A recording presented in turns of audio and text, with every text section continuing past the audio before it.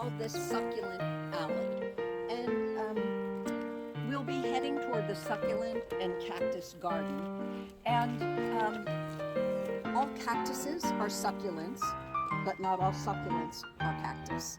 So that's something to remember. And of course, we use the word succulent. I always like to say, well, you know, it's like they're sucking up the moisture. That's why they're called a succulent. That's a good way to remember that. And cactus and succulents, cactus are defined by the flower. They're not defined by spines. They're not defined by their shape, but rather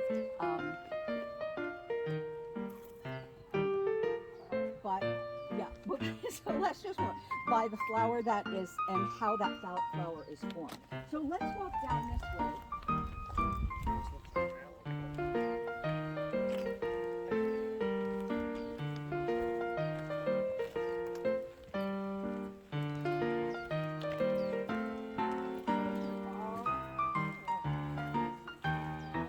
All cactuses do have some form of flower and some color.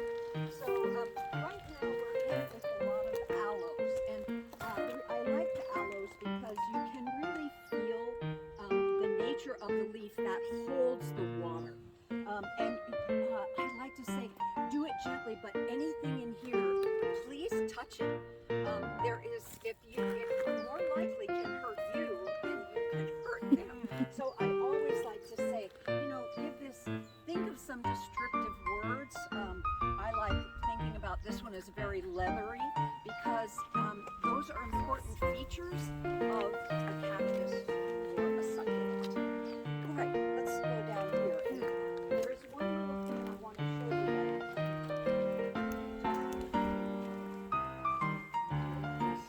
Okay, we're going to go back right here.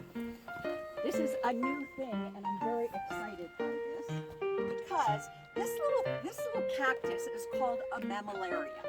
And mammillaria are, to me, they're just kind of comical. Usually they don't grow higher than 6 inches. They usually grow in bunches.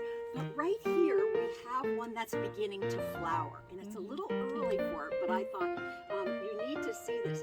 And the way we can tell the mammillaria from a cactus called a hedgehog is there are little nodules. They're called tubercles, tubercles, and they have all the spines that come out from them, all those things that we don't like to get in our skin. And when they flower in a circular area around the top, as opposed to one flower coming out of an arm or a columnar unit. So we're very fortunate today to see this, and I don't know how long it's going to last, but I was very excited to see that this morning. So that's just one way you can tell. And you can see the little nodules as opposed to when we look at a cactus, seeing the ribs and the pleats going up from them. Okay, we'll walk along here. Hi, yes. All right, so we have our aloes that are beginning to put out some, at least this one already does. All right, we'll walk down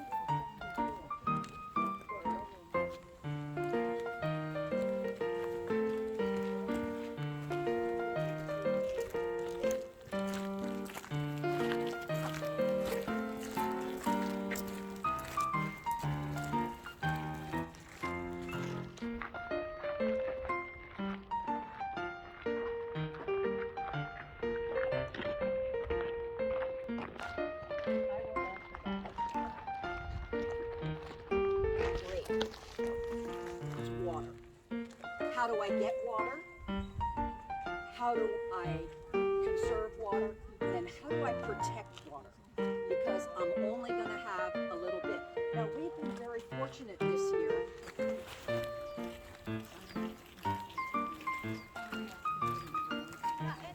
we're just going to be going along with these jumper along. If you need to take a picture,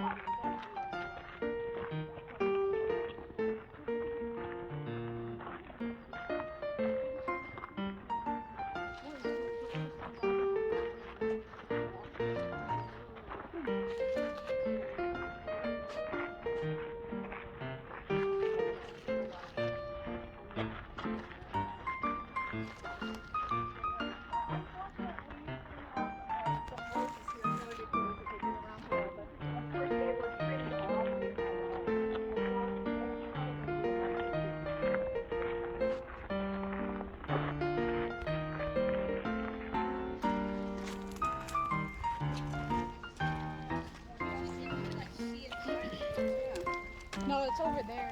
We're going to stop here for just a minute. This was our original visitor center. And let me give you a little history. Boyce Thompson, I like, he was a speculator. In his youth, he was a gambler, but he speculated on Wall Street. He had a mine, a magnet mine, which is up in the little waves. But Woodrow Wilson asked him to go to Russia and to check out what was happening there, and he saw a lot of starvation, and that piqued his interest in plants and what plants could do in order to feed the world. So this arboretum, which is the oldest arboretum in the state of Arizona, was founded in 1924 and opened to the public in 1929. Boyce Thompson has it. If you continue on this path all the way around, Boyce Thompson's house for the winter is up on the hill. It's quite extravagant and beautiful. You can't go in it right now. Unfortunately, it still belongs to Arizona State Park. It was a bed and breakfast for 2 families through a cycle. So we have 2 greenhouses here that were just refurbished. On this side are Eastern Hemisphere plants, and in this side are Western Hemisphere plants. And when we get our signage finished, you'll be able to compare some plants like aloes from the east and agaves who developed in the west. What are the similarities? They have no ancestry relationship, and yet they have a lot of the same characteristics. So in these greenhouses, you'll be able to make that discovery. Some of the plants should be in Disney movies. So if you have a chance, well, it looks like a palm. You'd have to look closely. Notice that the leaf structure comes out individually from the stem unit. So this plant, there are only about 300 plants left in the world. This plant is endangered. And so we guard these. We make sure that we have tissue samples that are stored in Norway. So if there was a catastrophe, we would have the ability to reproduce this plant. We have a number of them around. And I always have to say to the kids, no, this plant isn't the one that was back in the Jurassic time. This is a relative of plant. So when you look at a palm frond, you'll see that there's that, and they come out in like a shape like that instead of the leaves being on. So that's how you can identify that. Adaptation, millions and millions of years. Pretty amazing. So when we think of adaptation, one of the things we have to think about now is there are a lot of plants who over long periods of time have adapted. But because of what's happening now, some plants, like the cholla, cactus cholla, are 75 years old. It's taken them all that time. But we're finding that the need for adaptation is taking, they have less time, but they still need that time in order to adapt. So it's an interesting process we see here, and something to think about. But this baby, millions of years.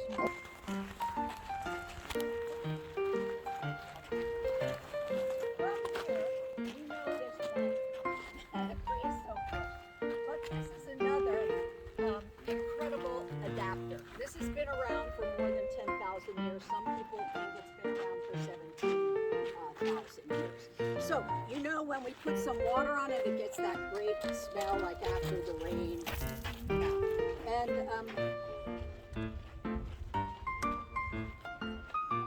adapted in many ways. Notice the size of the leaf. So remember we talked about how do I not only get water, but how do I conserve water. So one of the ways it does this is it has very tiny leaves. So what's the second thing that in the desert is really important? You're probably feeling it right now. The sun, yeah. So this leaf allows only a certain amount of sunlight to get on it during the hottest part of the day. In the summer, the creosote may very well say, it's really hot, I can't stand it. So instead of having leaves, I'm going to have no leaves. I'm going to just drop a lot of my leaves, and we call that drought tolerant or drought deciduous, using the leaves. But the interesting thing about this plant is, let me review photosynthesis. You have chlorophyll, body of the plant, green leaves. The plants take in carbon dioxide, and they have water. So water and carbon dioxide, two low energy things, create high energy carbohydrates and sugar, and that feeds the plant. Okay? But some plants can do something we call CAM photosynthesis, and I'm not going to, it's a huge long word, but CAM photosynthesis is a good way to think about it. So what this plant decides is it's too hot. So I'm going to not a plant. I'm going to be a plant, and I'm a plant leaf, and I have something called a stomate. And my stomate opens up to take in carbon dioxide. It has to take in something. It's got millions of them on their leaves, even these little tiny leaves. They open up, they suck in the carbon dioxide. And then in the process, if they're open, what are they going to lose? Moisture, water. And so remember, how do I, as a plant, how do I protect my one source of water? If I only get 10 inches a year, and think about that, about 1 inch more than this bottle a year. Now this year we've been lucky. So what I decide to do as a plant is I'm not opening my stomate in the day. I'm going to keep it shut, and I'm going to open it at night. But what that means is I can't produce food during the day. But it can, because in this CAM photosynthesis, it stores an acid, and that acid, along with the water, can make food. It does it at a much slower process, but it can do it over a long period of time. Some plants, like this one, can do CAM photosynthesis, and then, I have a lot of water, so I'll switch back to regular photosynthesis. So this plant's been around so long and has figured out many, many ways to be able to, and this is the, go to Death Valley, what's living? Creosote. Nothing else. Creosote. So CAM photosynthesis and regular photosynthesis. So we call that respiration. When they lose water, if I were to take a dry one, put a plastic bag around this, and we would come back this way, we would have water inside that bag. And we came back from the stomate opening and closing, letting out water and taking in carbon dioxide. Yeah, any questions? Good. All right, you all are signed. I also want to talk about the color of leaves. And this is called Texas sage. And notice the color of the leaves. And also notice the shape of the leaves. The leaves are a way that the plant can determine how much sunlight it's going to get. So this plant decided that I'm going to curl up like this, so I only get sun right here. I don't get sun right here. And the color, just like we wear lighter colors, when the sun's out, you're probably way cooler than us, than me, because I put on a dark color, so it doesn't absorb as much sunlight during the hottest part of the day.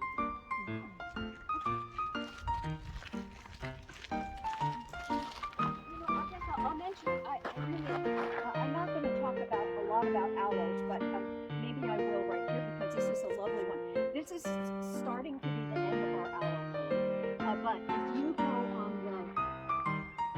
this is a big circle here, and the other side of the circle is our African garden, and the aloes are all blooming. And I really would, and it's really very beautiful. So aloes are a succulent, and they normally do not have terminal, what we call terminal spines. Agaves do. Now this one, and the thing with plants, you can never say it always has this, because there's always an exception. That's just how it is. So aloes bloom many times in their lifetime. Agave.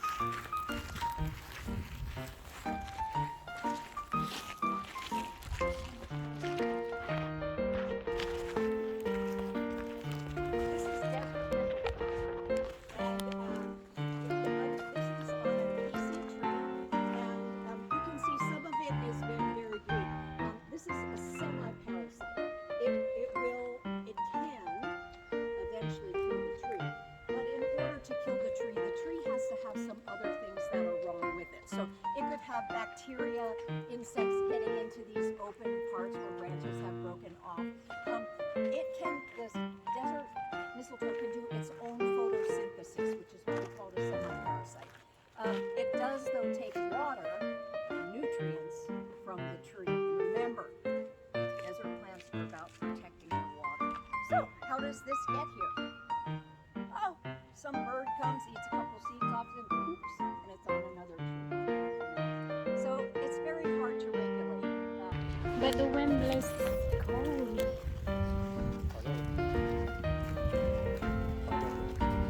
How big is the tree?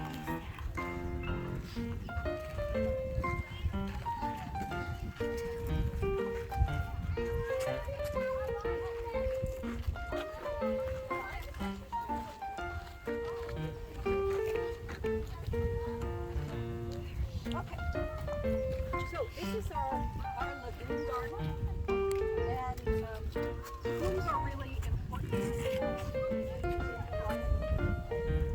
Almost any plant. Lagoons are amazing because a lot of the world eats them. That's their protein source. Soybeans, black beans, and here's one if you're from Arizona. The alfalfa is a lagoon. And so when we see crop rotation, you see alfalfa, then cotton. It's cottonwoods. And then we have alfalfa again. So that's the kind of crop rotation. Or you see soybeans. Once again, soybeans. So the lagoon puts nitrogen in samples, tissue scrapings, and seeds. Once again, we send them to Norway, where there's a repository for seeds and tissue from all over the world. It's a place where it's frozen. Hopefully it'll stay frozen. In case there's a world catastrophe. It's excellent. Any questions? Yes, these are gum trees, and they are actually part of our Australian exhibit, and we will end up over there. So yeah, we have a lot of them. You'll notice that they're related to eucalyptus. And when you see also MALEE, that's another eucalyptus. And the reason you can tell they're part of that family is that most of them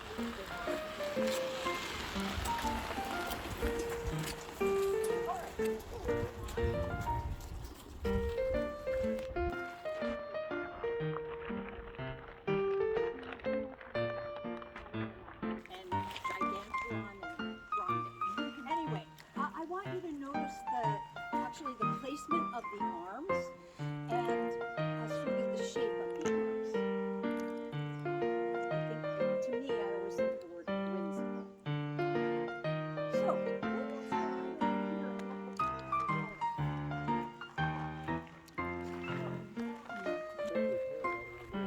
Huh?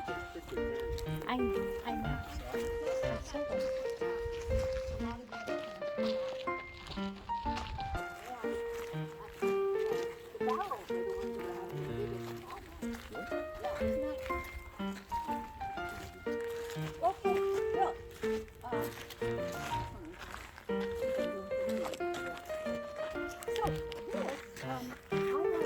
stop right here because you can see all of the different shapes of the cactus. So we have our barrels, and then we have our cholla, which is a segmented cactus, and then we have our pads or paddles. That's the prickly pear and some other varieties, and then the column, which is of course the saguaro, octopus cactus, or the organ pipe. Those are all column cactus. Yeah. So it's just kind of fun to be able to see them all here. The cholla is kind of interesting because its segments are held on less than if I were to rub against it and get it on my clothes. So one way it propagates is if I were an animal and I rubbed against that, it would stick on me. I'd walk a couple feet and go, oh my gosh, and I'd shake myself and I'd fall on the ground. Oh, that little segment's gonna branch and root. So on your way, if you're headed back toward Phoenix, down near the Queen Valley sign, you look on either side, you'll see just gazillions of chollas pretty close together. And that's because the segment doesn't fall far from the bush itself. So as soon as this will only have segment growth when we have during the rainy season. When the dry season hits, it will begin developing new segments. So that's kind of the only plant that does it that way. Others like the saguaro, they'll just grow. There's indeterminate growth. But this has kind of interesting.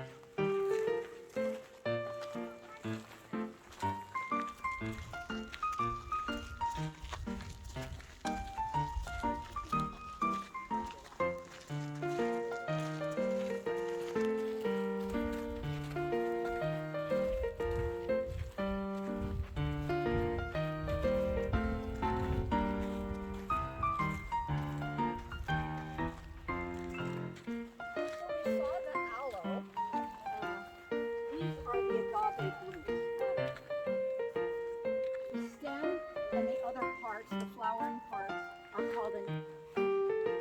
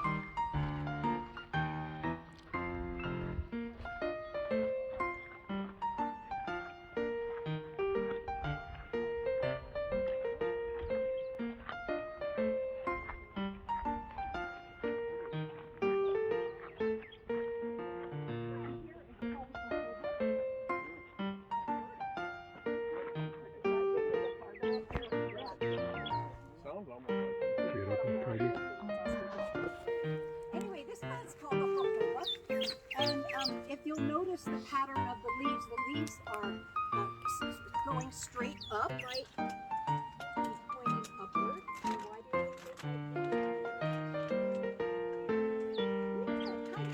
like that? So these are in pairs. So this side of the leaf gets the morning sun, and this side of the leaf gets the evening sun, and nobody gets the intensity of midday. This plant, the seeds, wax is collected from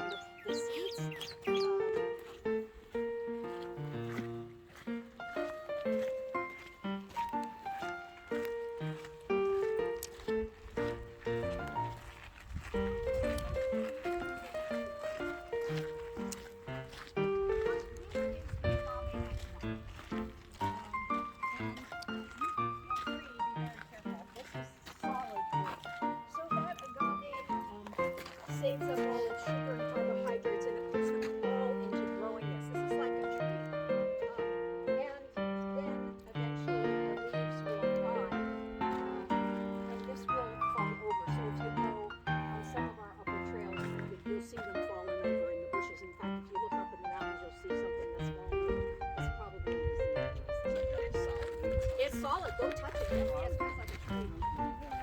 Oh, the it is. On the inside, they had one down at the greenhouse one day, and of course I had to go poking around. And it was bushy inside still. I don't know how old it was. And the thing is, most things, of course, if this falls over, but if you go and look on some of the Chihuahuan trail and stuff, if these fall over, we leave them for quite some time, just so those nutrients can go back into the soil.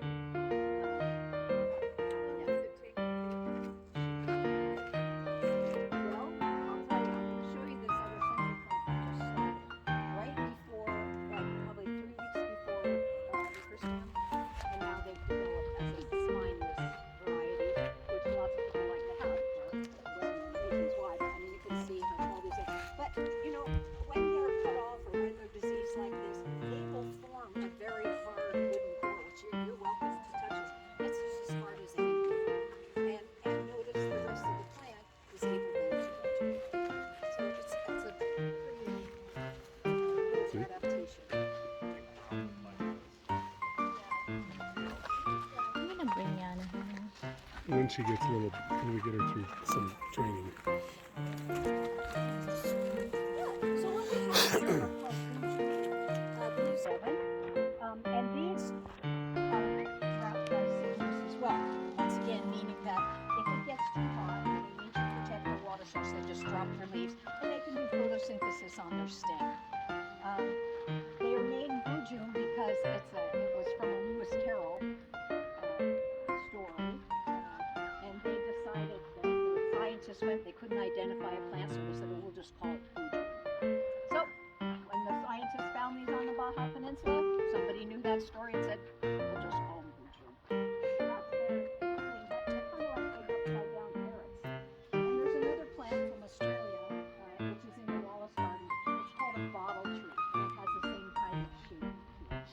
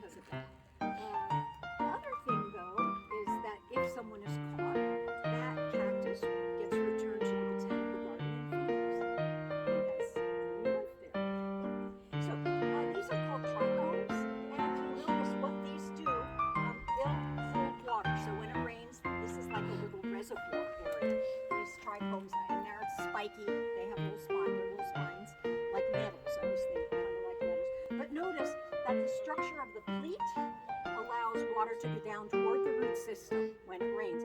The other thing is there's 2 sets of spines on the barrel. One is for animal protection, the outer ones. The inner ones are for shade protection. Once again, to protect the water. Okay, so.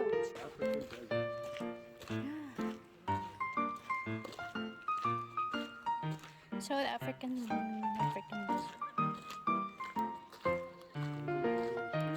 Whoa, I like that. They have different colors.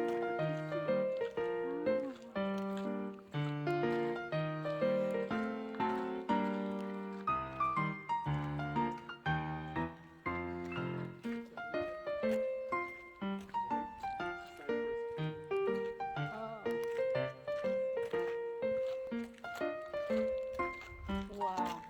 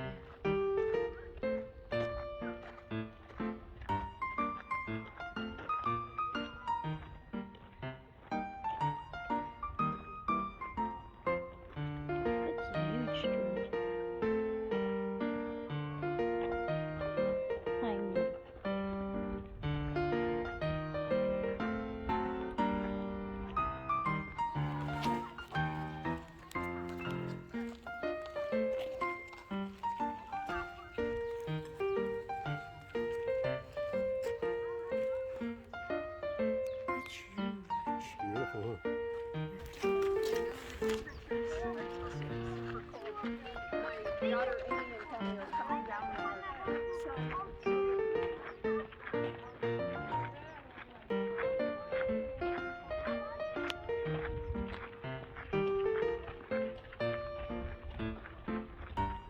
Oh yeah.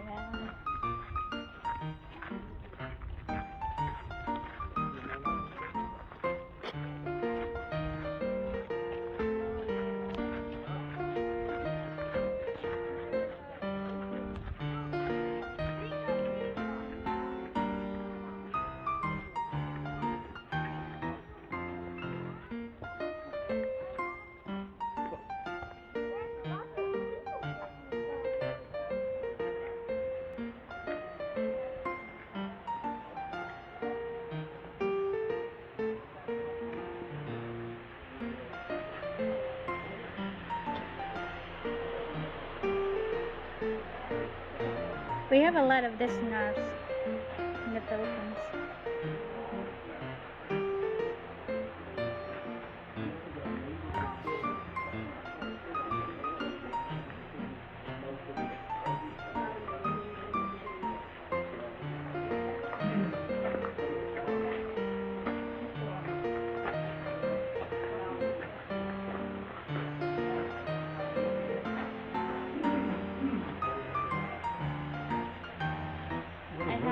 I have that one. So what are those? So one of like cactus. And that one too.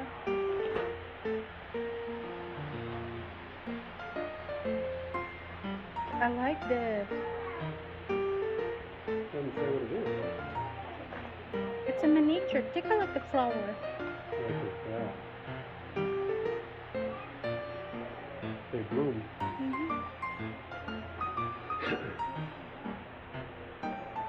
See these lights? See this automation? Yeah. Automated. The fans are automated, so it's like outside the thermostat. There's a heater there. Okay. So it all depends what the weather's like. And that decides if they open those, if the sun's open or not.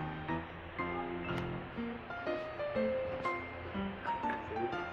These automatically open depending on the temperature to allow it to breathe in here. Okay. So it tries to keep it a certain temperature all year round. Oh wow. See how the levers on the top? Mm-hmm. They're all open too.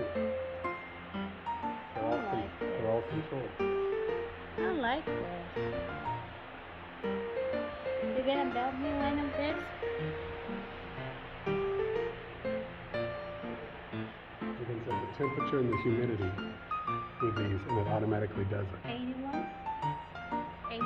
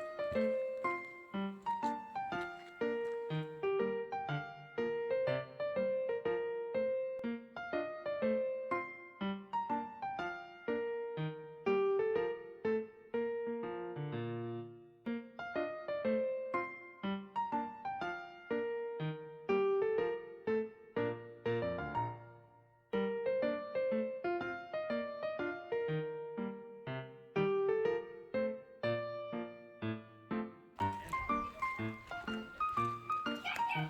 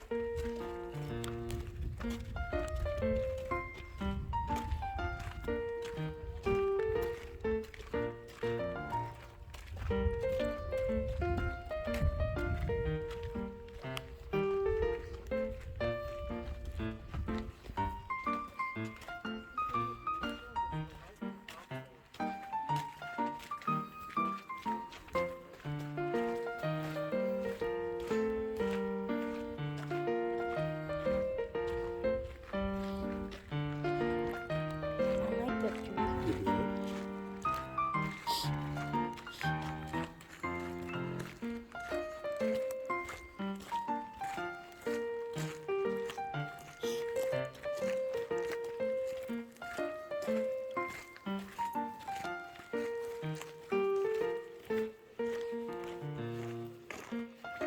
This is what she tells Glen Creek Riparian. Hmm? That's one she told us. Glen Creek. Glen Creek.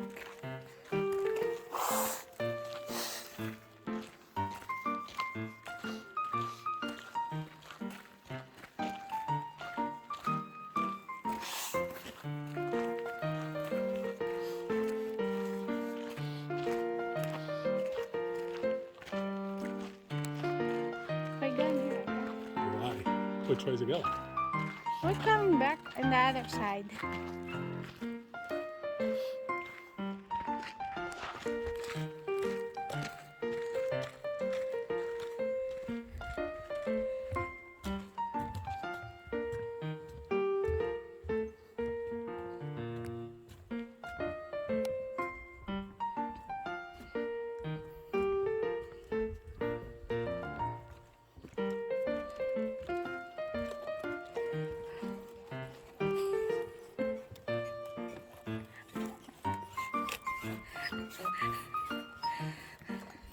Isn't that cool?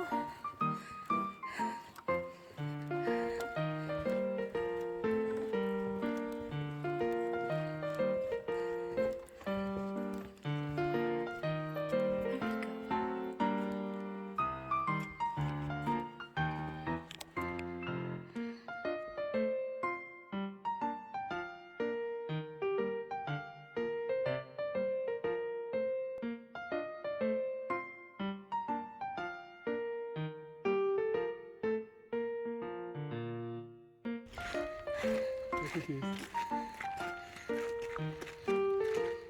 Let's down through there over here.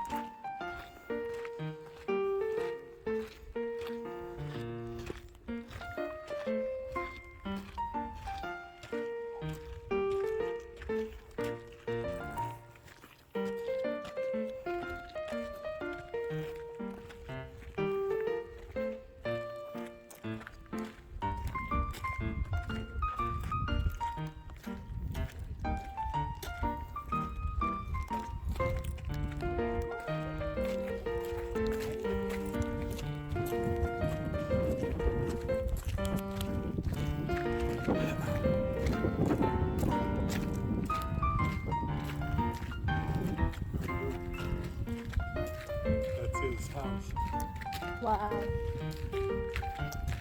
Can't beat the view.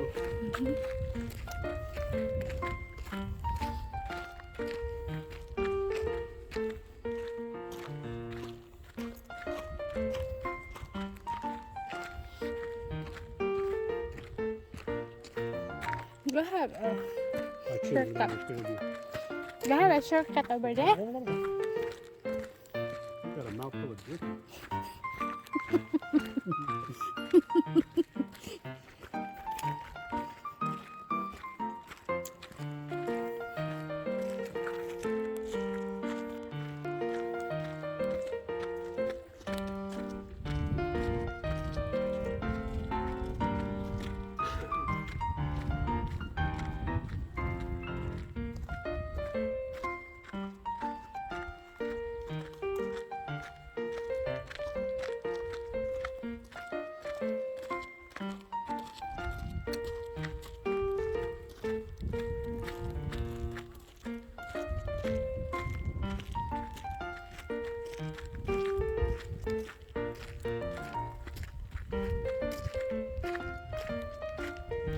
Look at the house.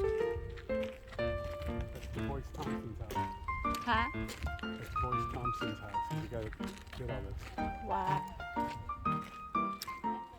But nobody can go in, right? It's still owned by the state of Arizona. Oh, wow. Take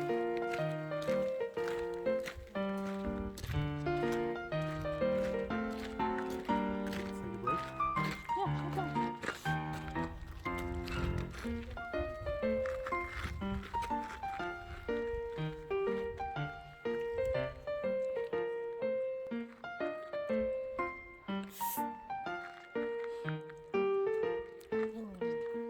That's cool.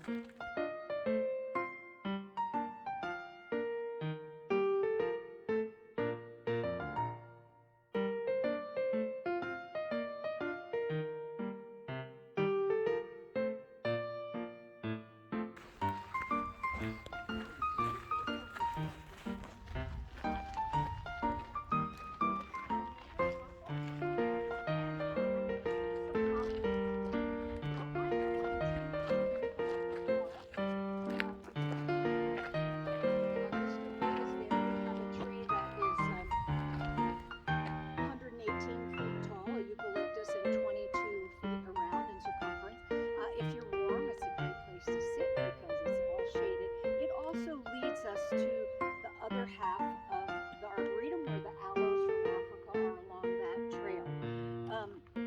But I love this panoramic view, and also to notice that